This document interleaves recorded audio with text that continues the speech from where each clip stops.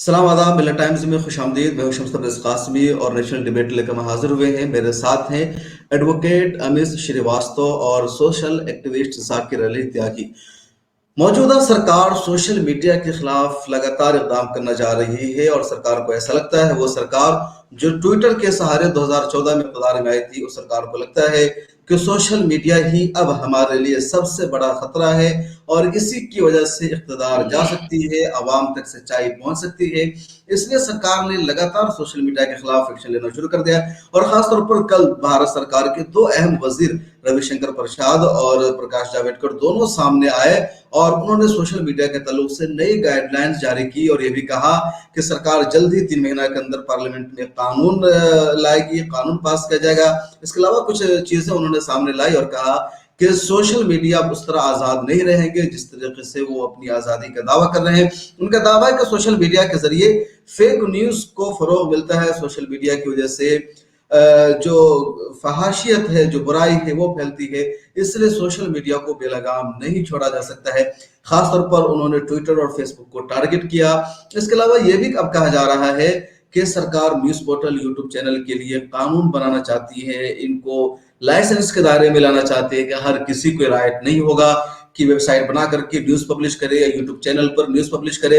मतलब सरकार इन सब चीजों को महदूद करना चाहती है। सोशल मीडिया का मतलब है कि सोशल है, बिल्कुल अवामी चीज है, किसी के दायरा इख्तियार में नहीं है, उसको सरकार अब महदूद करना चाहती है। सरकार की मंशा क्या है और अगर ये कानून बन जाता है, सरकार की जो गाइडलाइंस है वो अगर आ जाती है तो इसका सोशल मीडिया सार्फिन पर, न्यूज पोर्टल्स पर, अखबार पर क्या असर पड़ेगा, इन्हीं सारे मुद्दों पर आज हम तफसील से बातचीत करेंगे। हमारे साथ दो खास मेहमान हैं। एक है सुप्रीम कोर्ट ऑफ इंडिया के नौजवान वकील जनाब अमित श्रीवास्तव। नौजवान है, सोशल मीडिया की तमाम चीजों से वाकिफ है, कानून के माहिर और जानकार हैं।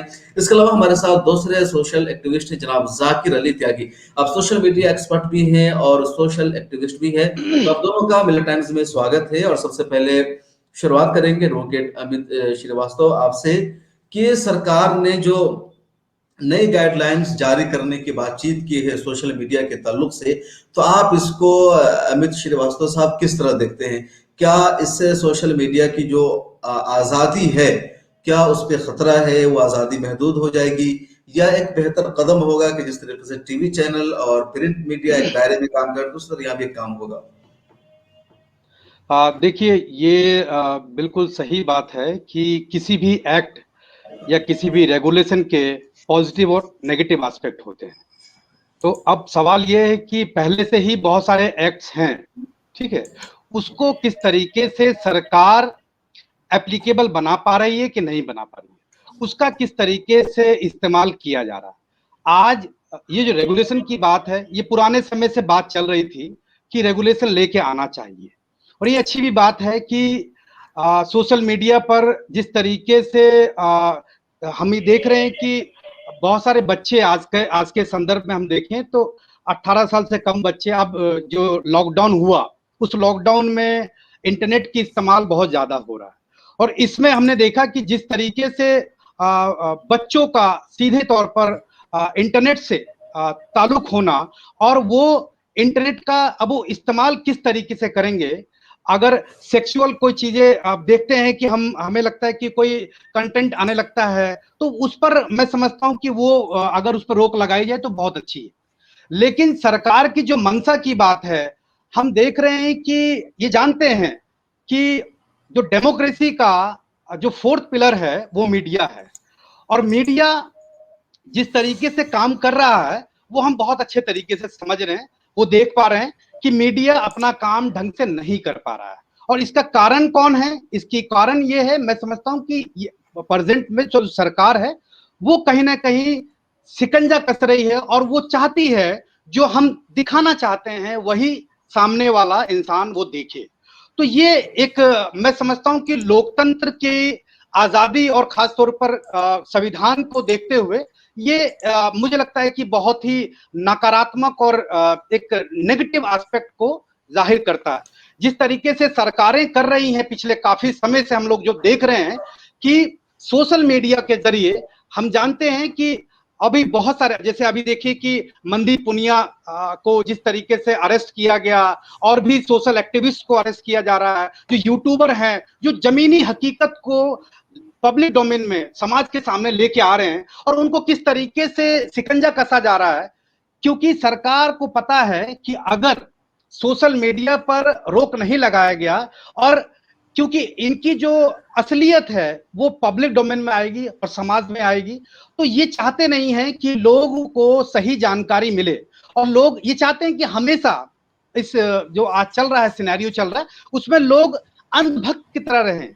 वो कोई जो सरकार दिखाए वही देखे, उसी चीज को सच माने, ना वो उस चीज पर कोई रिसर्च करे। तो अब जिस तरीके की सरकार की मंशा है, मुझे लगता है कि 1919 के दौर में जब ब्रिटिश गवर्नमेंट का शासन रहा, उस दौर में रोलेट एक्ट था जिसमें कि सरकार, अंग्रेजी शासक वो करते थे जो कि शिकंजा कसते थे, जो आंदोलनकारियों पर रोक लगाते थे।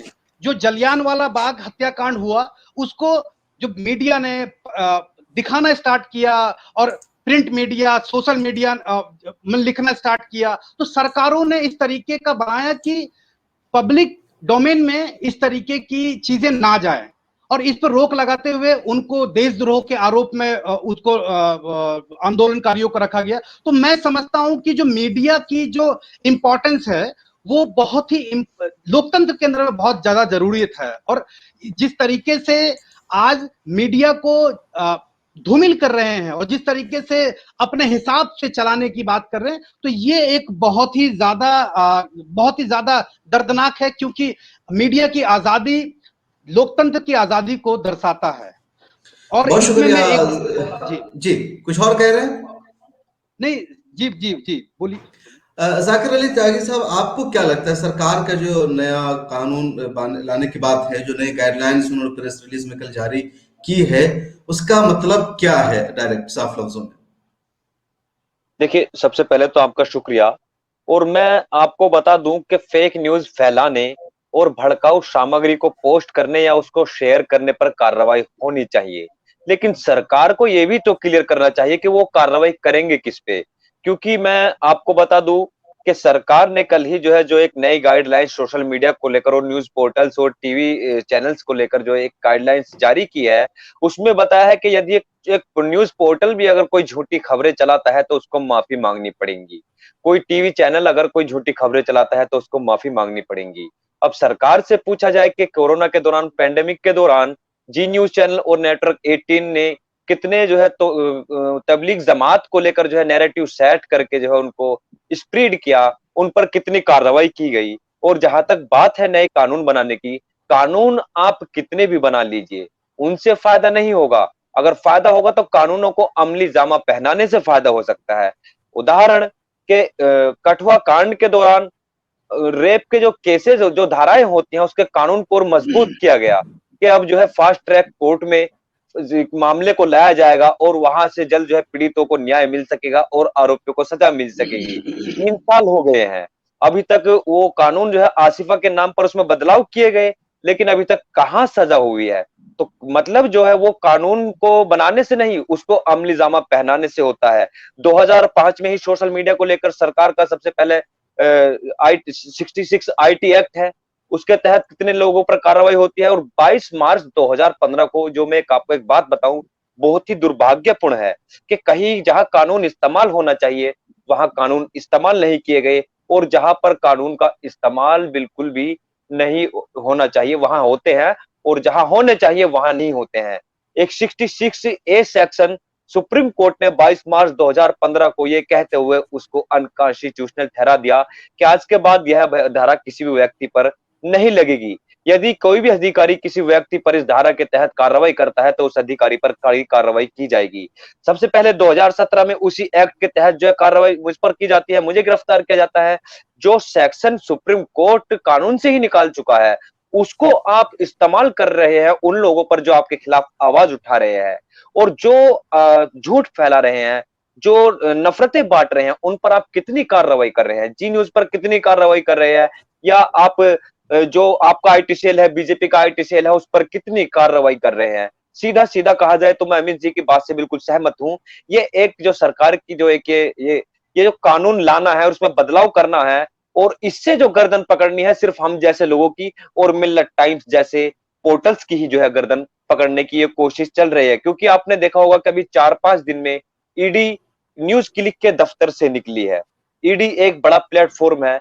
जब ईडी, डॉक्यूमेंट और एनडीटीवी तलक को सरकार की जो है एजेंसियां नहीं बख्श रही हैं, तो हमको या आपको या छोटे जो पोर्टल्स होते हैं, जो कोई भी अपने घर से चला कर बैठ वो अपना जो है, या तो वो उसको न्यूज देने के लिए या अपने जर्नलिज्म की तैयारी के लिए वो अपना एक वहां पर एक्सपीरियंस अपने प्रैक्टिस कर रहा है, जैसी भी उससे न्यूज बन रही है वो उसको देने की कोशिश कर रहा है। तो ये सीधा सीधा अगर वो सरकार के खिलाफ कोई न्यूज डालेगा या सरकार के खिलाफ कोई यूट्यूब पर जो है वो कोई कंटेंट डालता है या ट्वीट पर ट्वीट करता है, ट्विटर पर या फेसबुक पर पोस्ट करता है, उस पर सिर्फ आईटी एक्ट के तहत ही नहीं, उस पर यूएपीए भी लगेगा और उस पर तमाम तरह के सेडिशन से जुड़े हुए केस भी लगेंगे। सही कह रहे हैं जाकिर के जो मेन मकसद है या टारगेट है छोटे छोटे यूट्यूबर्स न्यूज पोर्टल वाले हैं, क्योंकि उनको टारगेट करना आसान होगा और इन्हीं की वजह से सरकार को लगता भी है कि जो हमारी सच्चाई है वो सामने आ रही है और इनको टारगेट करना सरकार के लिए आसान हो जाता है। बड़े प्लेटफॉर्म को जब ये टारगेट करते हैं, इनकी एजेंसियां पहुंचती है तो एक हंगामा मचता है, बड़े बड़े जर्नलिस्ट उनके सपोर्ट में आ जाते हैं, छोटे लोगों के सपोर्ट में कोई नहीं आ पाता है। और उनको ऐसे पहले भी दिल्ली हाईकोर्ट में जब मामला चल रहा था, इससे पहले सुनवाई हो रही थी, तो उनके सोलिसिटर जनरल ने साफ तौर पर कहा था, उनको चिढ़ थी, परेशानी थी इस बात से कि कोई अपने घर से एक लैपटॉप लेकर के सहाफी बना हुआ है, कोई एक मोबाइल की वजह से वो जर्नलिस्ट बना हुआ है, तो उनको इन चीजों से काफी प्रॉब्लम भी है न्यूज पोर्टल से। बहरहाल एडवोकेट अमित श्रीवास्तव जी ये जानना चाहेंगे कि जो फेक न्यूज का मामला है, तो क्या फेक न्यूज के लिए सिर्फ सोशल मीडिया पर रूल बनना चाहिए या सिर्फ टीवी चैनलों पर भी? अगर किसी सोशल मीडिया को जिम्मेदार ठहराया जाता है फेक न्यूज के लिए, तो मुझे लगता है कि आज की तारीख में सोशल मीडिया से ज्यादा फेक न्यूज टीवी चैनल्स पर चला जाते हैं, न्यूज़पेपर में छपते हैं फर्जी खबरें, तो उन पर ये क्यों नहीं, उनके खिलाफ ये लबोलेजा सिर्फ सोशल मीडिया के खिलाफ क्यों? देखिए, आज की जो स्थिति है ना, आज की स्थिति ये है कि सरकार उन्हीं लोगों को टारगेट कर रही है कि जो सरकार के जो भी रूल्स हैं, जो भी उनकी जो नीतियां हैं, उनको उनको पर्दाफाश करने का काम कर रही है, उनको सच में बताने का काम कर रही है कि ये कितने सही हैं और कितने गलत हैं। आज स्थिति ये है कि सरकारें हर उस लोगों पर टारगेट कर रही है और खासतौर पे मीडिया को देखते हुए मैं बताना चाहता हूं कि जो लोग सही तरीके से अपनी पत्रकारिता कर रहे हैं और सही तरीके से अपने रिपोर्टिंग कर रहे हैं, जो जमीनी हकीकत को समाज के सामने लेके आ रहे हैं। और मीडिया की भी असली हकीकत यही है कि वो समाज से और लोगों को रूबरू कराए, एक ट्रांसपेरेंसी मेंटेन करे, एक पारदर्शिता मेंटेन करे सोसाइटी के अंदर में, जो सही न्यूज को दिखाए। आज लेकिन जो सरकार की जो मंशा है ना, इस चीज को हमको समझने की जरूरत है। सरकार उन सारी आईटी सेल, जो सरकार खासतौर पर अपने आईटी सेल के माध्यम से व्हाट्सएप यूनिवर्सिटी चला रही है, व्हाट्सएप में तमाम ऐसी मैसेजेस और इतिहास को बदलते हुए वो पढ़ाने की कोशिश कर रही है कि जी पुरानी जो इतिहास है वो बिल्कुल गलत है, और उसको किस तरीके से बदलने का काम कर रही है, वो उस चीज को हमको समझने की जरूरत है। मतलब ये हम एक बात बता देना चाहते हैं कि सरकार ये चाहती है कि जो हम इतिहास दिखाएं अभी और जिस तरीके की न्यूज को हम दिखाएं, उसी को जनता सच माने, उसमें ज्यादा दिमाग ना लगाए। तो ये जो तरीका है ना, ये तरीका मैं समझता हूं नाजिज्म जो सरकार थी उस समय में, और जिस तरीके से जर्मनी में और जो फ्रांस में जो मतलब उस समय घटनाएं घटी, जिस तरीके से एक बिल्कुल जो भी अगर सरकार के अगेंस्ट कोई बात रखता है तो उसको उसका सर कलम किया जाता था और तमाम तरीके की यातनाएं दी जाती थी। तो वही आप समझ लीजिए कि ये लोकतंत्र का बहुत बड़ा खतरा है, ये संविधान को बिल्कुल धूमिल करने का एक इंटेंशन है। और ये मैं आपको बता दूं कि ये सरकार संविधान को ऑलरेडी धीरे धीरे खत्म कर रही है। इसमें अभिव्यक्ति की आजादी जो है आर्टिकल 19(2) के तहत में कोई भी व्यक्ति अपनी जो बातचीत रख सकता है, और उस चीज पर रोक लगाने की बात है। सरकार की जो मंशा है इस रेगुलेशन को लाने के लिए, ये जो नोटिफिकेशन ये जो आया है, ये ठीक नहीं है। ये इसलिए ठीक नहीं है क्योंकि सरकार उन सारे कामों को कर रही है। अभी देखिए, किसान मूवमेंट को जिंदा करने का काम आप जैसे न्यूज चैनल और आप जैसे जो मीडिया के जो लोग हैं, जो जमीनी हकीकत को पब्लिक के सामने लेके जा रहे हैं, उन्होंने बहुत इंपॉर्टेंट रोल अदा किया। जो कि मेन स्ट्रीम मीडिया ने जिस तरीके से हर जो मुख्य मुद्दे को दूर करते हुए उनको कोई कुछ बताया नहीं, और बल्कि ये बताया गया कि जी किसान के आंदोलन में जो भी लोग हैं वो आतंकवादी हैं जी, वो गलत मंशा से हैं। तो ये किस आज सरकारें ये काम कर रही है कि जो भी सरकार काम कर रही है उसको सच साबित कैसे करा दे, और सच जो उनका ही बोली बोलने वाला मीडिया, उसको तो वो ठीक है, वो सारे काम ठीक करेगी, लेकिन अगर उसके अंदर में किसी भी लॉ के अंदर में कोई दोष है या किसी नियमावली में कोई दिक्कत है तो उसके लिए सरकार कोई बात नहीं करेगी। उसके लिए जी आप देशद्रोही वाला काम कर रहे हैं और आपकी मंशा ठीक नहीं है और आपके ऊपर ही शिकंजा कसने का काम कर रही है। तो सरकार की जो मंशा है ना, इसको हमको समझते हुए बहुत समझदारी से कि इनका लोकतंत्र पे विश्वास नहीं है, ये इनका संविधान पे विश्वास नहीं है, ये बिल्कुल एक तरफा काम करना चाहते हैं, जो जमीनी आवाज को दबाना चाहते हैं। मेरा मानना ये है जी। बहुत शुक्रिया साकिर अली। बीजेपी का या आरएसएस का सोशल मीडिया से गहरा ताल्लुक रहा है। खासतौर पर 2014 में जब बीजेपी की धुआंधार मुहिम चल रही थी तो prime minister Narendra Modi Twitter पर बहुत ज्यादा फोकस करते थे। उनके ट्विटर पर न सिर्फ खबर बनती थी बल्कि टीवी चैनलों पर कई दिनों तक डिबेट होता था। अभी हाल ही में उन्होंने छोटा सा ट्वीट किया था कि क्या फेसबुक पर कुछ लिखा था कि मैं सोशल मीडिया छोड़ रहा हूँ या किसी के हवाले कर रहा हूँ। उस पर कई दिनों तक मीडिया में हंगामा होता रहा, बहस होती रही। तो जो हुकूमत जिसने सोशल मीडिया को आम किया है, मतलब कह लीजिए कि अगर हिंदुस्तान को कैशलेस बनाने की बातचीत हो रही थी, भी इंटरनेट या कि सोशल मीडिया के जरिए मुमकिन हो पाता है, वो सरकार अचानक क्यों इतना सोशल मीडिया के खिलाफ अचानक हो गई है? देखिए, इंटरनेट की जो पहले बंदी की जाती थी वो इसलिए की जाती थी ताकि कि जो है झूठ जो फैल रहा है उसको रोका जा सके। लेकिन अब ये सरकार उसी सोशल मीडिया पर काबू जो रखना चाहती है वो इसलिए रोकना चाहती है कि ताकि सच ना फैलाया जा सके। मैं आपको उदाहरण दूं कि अभी 250 के करीब पिछले महीने भारत सरकार ने ट्विटर पर दबाव बनाकर 250 अकाउंट्स को जो है विदहेल्ड करा दिया गया। विदहेल्ड मतलब कि यानी वो इंडिया की लोकेशन पर चलने वाले अकाउंट्स उनको नहीं देख सकते हैं, बाकी जो विदेशी जो फॉरेन कंट्रीज है वो वहां से देखे जा सकते हैं। अब वो ट्विटर ने अभिव्यक्ति की आजादी करार देते हुए ट्विटर अकाउंट वो सभी चालू कर दिए। फिर उसके बाद भारत सरकार फिर से ट्विटर पर दबाव बनाती है कि या तो उन अकाउंट्स को फिर से ब्लॉक कीजिए वरना सजा भुगतने के लिए तैयार रहिए। और वो दबाव जो बनाया जा रहा था वो ट्विटर पब्लिक पॉलिसी के हेड महिमा कोल पर बनाया जा रहा था, और महिमा कोल को मजबूरन इस्तीफा देना पड़ गया क्योंकि उस पर इस तरीके से दबाव बनाया जा रहा था।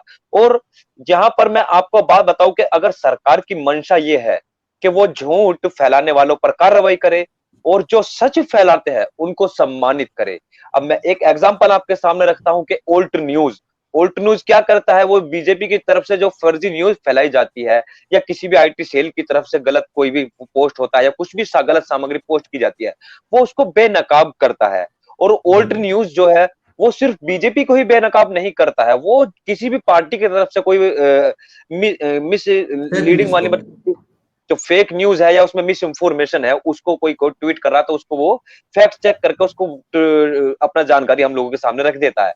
लेकिन अभी सरकार ने उसके जो एडिटर है वो फाउंडर जुबैर अहमद पर भी जो है एफआईआर दर्ज की। वो किस लिए की, जबकि वो तो सम्मानित व्यक्ति था, उसको तो सम्मानित करना चाहिए था क्योंकि वो तो जो फेक न्यूज फैलाते हैं उनको बेनकाब करता है। तो ये सरकार सम्मानित उनको भी नहीं कर रही है जो अच्छे काम करते हैं। वो इसका तो मकसद सिर्फ ये है कि बेनकाब जो हो सिर्फ दूसरे लोग हो, और अगर कोई हमारे लोगों को भी बेनकाब करेगा तो वो जेल जाएगा, उसका जो मीडिया हाउस होगा वो बिल्कुल जो है इस देश से खत्म ही कर दिया जाएगा, यूट्यूब चैनल बंद कर दिया जाएगा। आप देख रहे होंगे कि सोशल मीडिया पर अब फेसबुक भी, क्योंकि फेसबुक की जो आपकी मैनेजर जो बैठी हुई है जो यहाँ पर मैनेजमेंट संभाले हुए वो अंकिता संभाले हुए थे, लेकिन अभी तक भी बीजेपी का पूरा पूरा होल्ड फेसबुक में चल रहा है। अब मैं कानपुर के एक किसान की दिल्ली के आईटीओ के पास जो है एक मौत हो गई थी।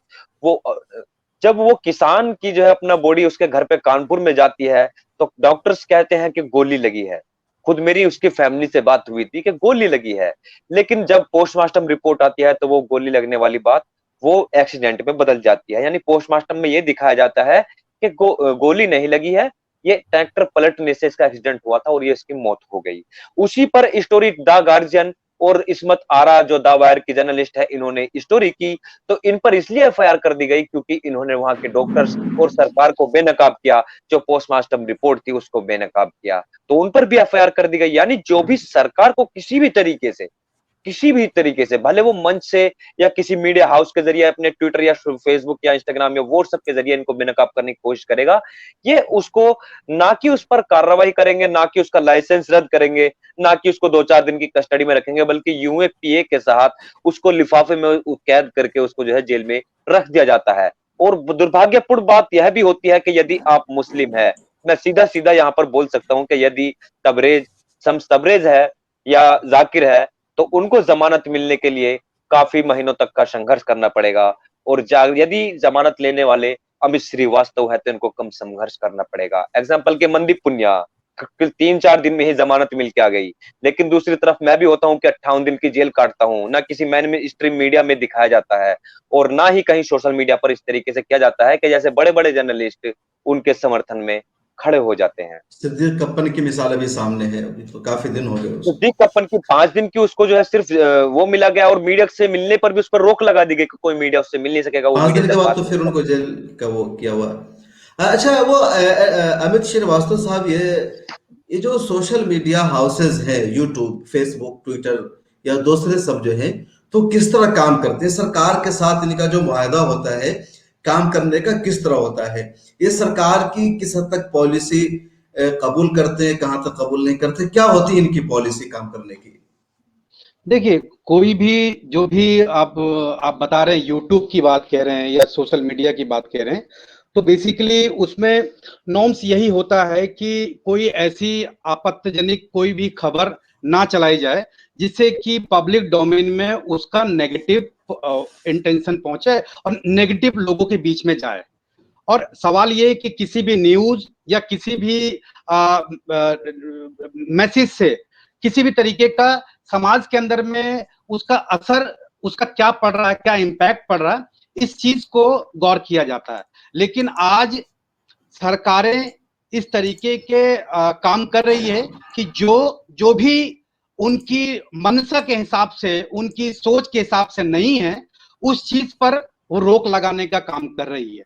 आज स्थिति ये है कि ये जो यूट्यूब चैनल्स हैं और ये सोशल मीडिया है, सोशल नेटवर्किंग साइट्स है, इसके माध्यम से तमाम पूरे देश में और पूरे मुल्क में आप देखें कि लोग जागरूक होने का भी काम कर रहे हैं। अगर एक पॉजिटिव एस्पेक्ट को देखें तो लोग चीजों को समझ पा रहे हैं, ग्राउंड रियलिटी को समझ पा रहे हैं कि किस किस तरीके से घटनाएं घट रही हैं और सरकारें किस किस तरीके से। सवाल ये है कि जब तक कि जनता के सामने दोनों पक्ष नहीं होंगे, तब तक कि जनता ये भी नहीं समझ पाएगी कि सही क्या है, जो परोसा जा रहा है असल में वो सही है या जो हमें नहीं दिखाया जा रहा उसकी कितनी सच्चाई है। तो हमें लगता है कि मीडिया जो हाउसेज हैं और मीडिया खासतौर पर जो मेन स्ट्रीम मीडिया है, वो तो पूरी तरीके से सरकार की ही बोली बोल रही है। जैसा कि जाकिर अली ने बोला कि बहुत सारी जो मीडिया चैनल्स हैं जैसे कि आर भारत है ना, और तमाम जो चैनल्स हैं जिन्होंने इस कोविड के दौर में और भी पहले से भी किसी भी तरीके से हिंदू मुस्लिम करने से पहले हटते नहीं हैं। इनके अगर डिबेट पे चले जाइए, इनके चैनल पे चले जाइए, तो जैसा लगता है कि वो पूरा धर्म संकट में आ गया है और लोगों का कत्लेआम हो रहा है, सब बर्बाद हो गया, ऐसा महसूस कराया जाता है।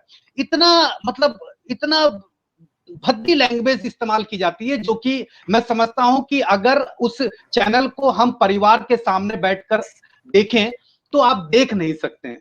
अब ये बात ठीक है कि लेकिन उनको भी अब आप आपने देखा कि उनको सरकार श्रेय दे रही है, उनको सरकार बढ़ावा दे रही है और वो खुलेआम गलत गलत न्यूज को पब्लिक डोमेन में फैला रहे हैं, गलत गलत चीजों को बताया जा रहा है और उस पर कोई रोक नहीं है। रोक इस पर है कि जो सच्चाई को पब्लिक में लेके आना चाहता है, उस पर ही इनकी मंशा है कि उन पर शिकंजा कसा जाए, क्योंकि ये सच्चाई से डरती है। अब जब सरकार सच्चाई से डर रही है, इट मीन्स कि बहुत सारी उन्होंने उनके जो सिस्टम में बहुत सारी खामियां हैं और उसको कवर करना चाहती है, उसको चाहती है कि उसको लोग ना देखें। आज आप देखिए कि पेट्रोल पंप पे बड़ी बड़ी प्राइम मिनिस्टर ऑफ इंडिया की फोटोज लगी हैं, और आप विश्वास नहीं करेंगे कि जो पेट्रोल की जो कीमतें बढ़ी हैं, और आज लोग लोग क्या मतलब मैसेज क्या जाता है, लोग गुस्सा जाहिर होता है। लेकिन अगर उस पे भी कोई एक यूट्यूबर अगर कोई अपनी छोटी रिपोर्ट करना चाहता है और किसी तरीके से, तो उसको किस तरीके से निकाला जाता है कि जी ये गलत बात है। अभी बताइए कि 100 रुपए पेट्रोल लीटर हो गया, किसी तरीके से आप देख रहे हैं कि मीडिया, जो मेन स्ट्रीम मीडिया है, कोई बात नहीं कह रहा है।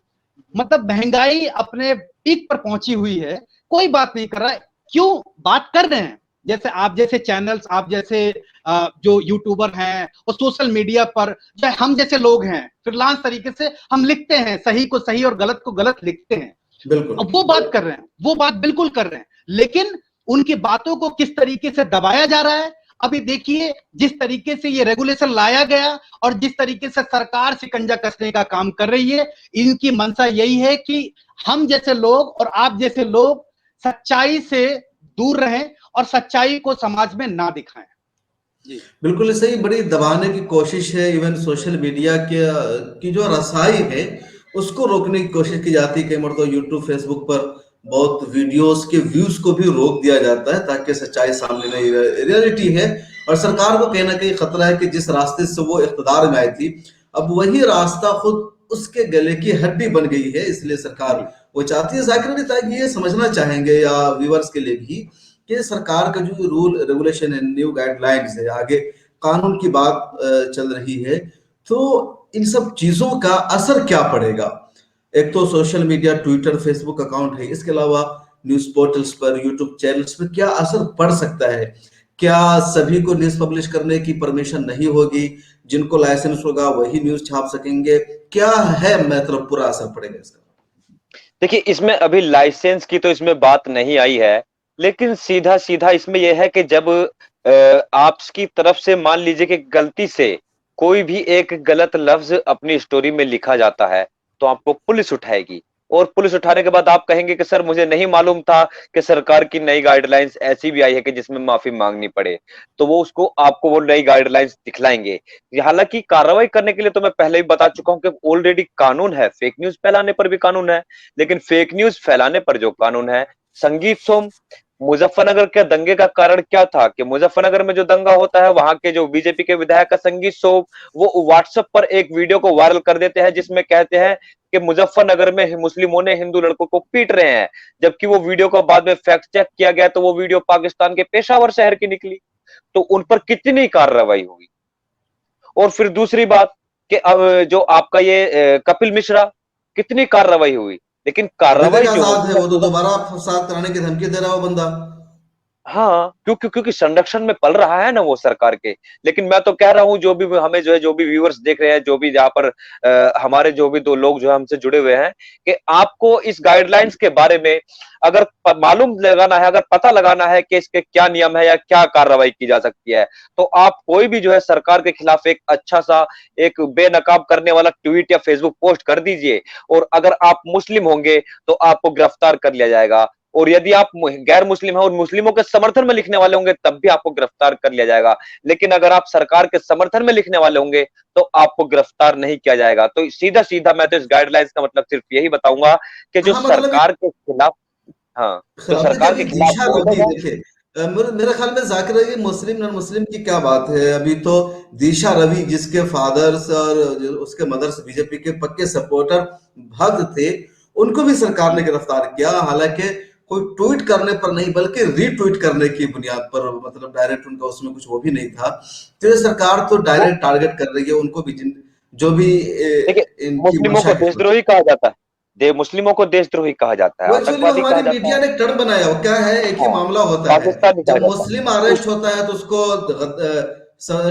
टेररिस्ट कहते हैं, दहशतगर्द कहते हैं, देशद्रोही कहते हैं। मुसलमान जैसा नाम नहीं होता तो थोड़ा सा उनको वो उग्रवादी कह देते हैं या क्रिमिनल कह देते हैं। एक मीडिया ने एक टर्म बनाया हुआ है। श्रीवास्तव जी हमसे वो खुद जानते होंगे सच्चाई इस बात पर। अच्छा, ये इस बहस को यहाँ पर आप खत्म करेंगे। ये आखिरी बात आप दोनों से जानते हुए कि सोशल मीडिया पर जो कदगन लगाने की बात की है हुकूमत ने, उसमें एक वजह ये भी ये डाल रहे हैं कि सोशल मीडिया के जरिए ये जो है ना फहाशियत या बुराई गंदगी बहुत ज्यादा फैल रही है। इसको भी एक बड़ा कारण ये बता रहे, उमूमन होता भी है जहां तक मैं समझता हूँ कि जब किसी चीज पर किसी को एक्शन लेना होता है तो उसकी अच्छी खूबी के बजाय उसमें कुछ कमियां तलाशी जाती है, कुछ खामियां तलाश करके और उसको रीजन बनाया जाता है। अब यहाँ भी सरकार ने दो रीजन बनाया है, एक ये कि फेक न्यूज। हालांकि मेरा तो मानना है कि अभी सोशल मीडिया से ज्यादा फेक न्यूज टीवी चैनलों पर चलाए जा रहे हैं, कंटिन्यू चलाए जा रहे हैं। और जी न्यूज और न्यूज 18, रिपब्लिक तो है ही, आज तक और एबीपी न्यूज जैसे चैनल भी इसमें शामिल है। लेकिन दूसरा रीजन बताया जा गंदगी को, कि गंदगी है। इस बारे में आप दोनों लोगों का क्या कहना, कि क्या गंदगी सिर्फ सोशल मीडिया ही पर है, या गंदगी के लिए सोशल मीडिया जिम्मेदार है, या वो शख्स जिम्मेदार है जो सोशल मीडिया पर ऐसी चीजों को डालता है, क्योंकि एक मीडियम है। तो आप दोनों आदमी पहले जाकिर अली श्रीवास्तव जी आपकी बात सुन लेते हैं, फिर त्यागी जी की बात इस पे सुनेंगे और खत्म करेंगे जी। नहीं, बिल्कुल ठीक बात बोल रहे हैं कि जिस तरीके की जो गंदगी फैलाई जा रही है और जो कि गलत मंशा से फैलाया जा रहा है, तो वो कोई इंडिविजुअल नहीं कर रहा है।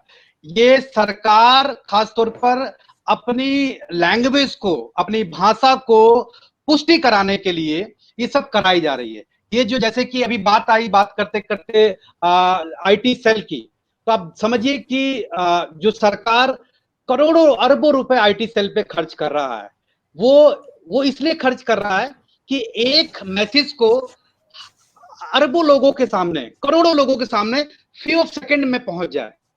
अब हमारे रीच उतनी नहीं है, ठीक है ना, और वो गलत खबर को करोड़ों लोगों तक पहुंचा दे रहे हैं। उसमें आप समझिए कि कितने लोग उसके इतिहास तक पहुंचेंगे, उसको कितने लोग उसको देख पाएंगे कि सही एक्चुअल में जो हमें मिला है वो कितना सही है और कितना सच्चा है। तो अब मैं ये जो बोलना चाह रहा हूं कि सोशल मीडिया के साथ साथ ये जो सरकारें की मंशा है, अभी देखिए कि अलग अलग स्टेट में जो चुनाव होते हैं तो अलग अलग जुमले बनते हैं और उन जुमलों को इस्तेमाल किया जाता है दो विपक्षी पार्टी पर और तमाम चीजों पर। तो अब ये जो इंटेंशन है सरकार का, ये यही रहता है। खासतौर पर आज जो अभी जो प्रेजेंट सरकार है उसका मेन मंशा ये है कि इस एक्ट को बनाने के लिए, और यही कि इस समाज के अंदर में जिस तरीके की जो ट्रांसपेरेंसी है, मैं बार बार बोल रहा हूं, उसको खत्म किया जाए, उस पर रोक लगाया जाए जितनी ज्यादा जल्दी तरीके से, क्योंकि इनको डर है कि अगर जनता जाग गई तो ये सत्ता से ज्यादा लंबे समय तक अपना साथ नहीं रख पाएंगे, क्योंकि इनको जाना पड़ेगा। क्योंकि असल हकीकत से अगर रूबरू होगा कोई भी जनता, जो वोटर्स है, वो चीजों को समझ पाएगा कि सही एक्चुअल में क्या है और सरकार कितना हमको बेवकूफ बना रही है। तो इस चीज पर मैं समझता हूं कि ये मंशा जो है, ये जो इंटेंशन है, इसको हमको जनता को भी समझना पड़ेगा। जो आपके जो दर्शक हैं वो इस चीज को देखेंगे और मुझे लगता है कि समझेंगे कि सच्चाई क्या है, और मुझे लगता है कि इसमें जरूरत है हम इसमें तफ्सीस में जाएं और इस चीज को खोजें कि सही और गलत क्या है। Thank you. बहुत शुक्रिया जाकिर अली त्यागी, आप क्या कह रहे हैं इस बारे में? देखिए, इसमें जहां तक की गंदगी की बात है तो गंदगी की इसमें सोशल मीडिया पर भी जो है कुछ लोग फैलाते हैं, वो व्हाट्सएप के जरिए, ट्विटर के जरिए और फेसबुक के जरिए। लेकिन वो गंदगी फैलाने वाले लोग वही हैं जो सरकार से जुड़े हुए हैं, सरकार के आईटी सेल से ताल्लुक रखते हैं, सरकार के आईटी सेल में नौकरी करने के लिए जो है पैसे लेते हैं, वो तनख्वाह पर रहते हैं। वही लोग गंदगी फैलाते हैं। और दूसरे नंबर पर जो गंदगी फैलाई जाती है वो मेन स्ट्रीम मीडिया में, यानी जो टीवी चैनल्स होते हैं वो होते हैं। और इसका प्रमाण यह भी है कि बॉम्बे हाई कोर्ट और दिल्ली की जो है हाई कोर्ट जो है कई बार जो है उन चैनलों को जो है डांट लगा चुकी है कोरोना को लेकर, तबलीग जमात को लेकर, और उन पर जो है लेकिन उन पर कोई कार्रवाई नहीं होती है। और जी न्यूज ने तो कई बार हिमाचल को लेकर और नोएडा को लेकर कई बार जो है माफी भी मांगी, क्योंकि कोरोना के दौरान जो है अभी सदर्शन न्यूज का मामला है, जब जामिया के यूपीएससी के तैयारी के जामिया मामले को इन्होंने जहाज से जोड़ा था, हाई कोर्ट मामला गया, उसके बावजूद भी सरकार की तरफ से जो जवाब दाखिल किया जा रहा था बहुत ज्यादा सरमहरी वाला था, एक तरह से सपोर्ट कर रहे थे वो सुदर्शन को। हाँ हाँ, यूपीएससी जिहाद के नाम से उसने जामिया को लेकर जो है अपना एक उसका टाइटल रख दिया था और वो चलाया था, और उस पर भी जो है लताड़ लगाई गई थी। लेकिन कार्रवाई कहाँ होती है? अब या तो कार्रवाई चेहरा देखकर होती है, या तो अमित श्रीवास्तव को होगी क्योंकि वो जनता के साथ खड़े हैं और जो है सरकार के आलोचना करते रहते हैं उसके हर गलत कार्यों की, या फिर शम्स तबरेज के खिलाफ होगी, या फिर जाकिर के खिलाफ होगी। लेकिन कार्रवाई उसके खिलाफ नहीं होगी जो सरकार से ताल्लुक रखता है या उसकी पार्टी से जरा सा भी ताल्लुक रखता है। तो बहुत मैं शुक्रिया, आज की एक हमारी एक गुफ्तगू एक थी सोशल मीडिया। जी।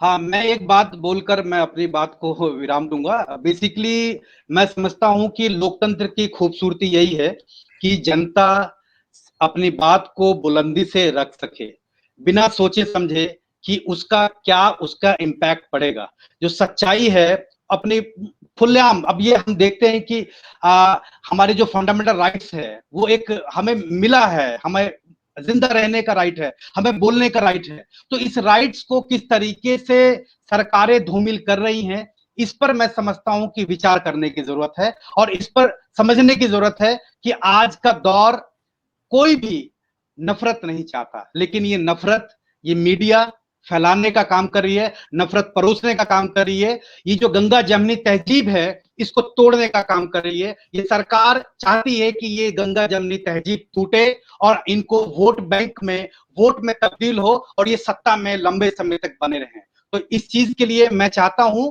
कि ये जो आवाम है इस चीज को बहुत गंभीरता से सोचे और किसी भी चीज पर सीधे तौर से विश्वास ना करे, कम से कम उस पर इन्वेस्टिगेशन करे। Thank you. बहुत शुक्रिया आप दोनों का कि आप हमारे साथ जुड़ रहे हैं और हमने बहुत अच्छी बातचीत आप दोनों हजरात ने की सोशल मीडिया के ताल्लुक से, जो सरकार गाइडलाइन जारी करने जा रही है कि मंशा क्या है, मिशन क्या है, हर एक तरह से जो इजहार राय की आजादी है या हर को एक अपनी बात कहने का हासिल है, उसको सरकार छीनना चाहती है। और जो गाइडलाइंस, इनका जो कानून है वो सिर्फ ये कि कोई सरकार के खिलाफ जाने अनजाने में कोई ऐसी बात न कह दे, कोई ऐसा काम न करे जिससे जर्रा बराबर भी सरकार की छवि खराब हो, उनके बारे में सच सामने आ जाए। ये इनकी पूरी मंशा है। और बहुत शुक्रिया आप दोनों का, एडवोकेट अमित श्रीवास्तव साहब आपका और जाकिर अली त्यागी साहब का, कि आप सब मिलर टाइम्स के साथ जुड़े।